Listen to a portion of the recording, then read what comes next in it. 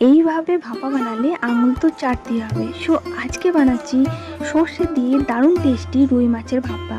তো প্রথমেই মাছগুলোকে ভালো করে ধুয়ে নিয়ে একটা বাটির মধ্যে পরিমাণ মতো জলে একটু নুন আর লেবুর রস দিয়ে মাছটাকে 10 মিনিট মতো রেখে দেব। এবার একটা বাটির মধ্যে 2 রকমের সর্ষে, 2 চামচ পোস্ত, পরিমাণ মতো নুন আর কাঁচা লঙ্কা দিয়ে সুন্দর একটা পেস্ট বানিয়ে নেব। এবার একটা টিফিন বাটির মধ্যে কিছুটা পরিমাণে টক দই দিয়ে সেটাকে একটু ফেটে নিয়ে বেটে রাখা ও সর্ষে আর পরিমাণ মতো হলুদ, একটু কাঁচা সর্ষের তেল আর নুন আর মশলা বাটা জলটাকে দিয়ে সব উপকরণ খুব ভালো করে মিশিয়ে নেব। এখানে জল আমার একটু বেশি দেওয়া হয়ে গেছে, আপনারা একটু অল্প পরিমাণে জল দেবেন।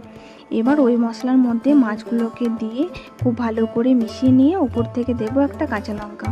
এবার একটা কড়াইতে পরিমাণ মতো জল দিয়ে টিফিন বাটিটাকে রেখে 15 মিনিট মতো স্টিম করে নেব।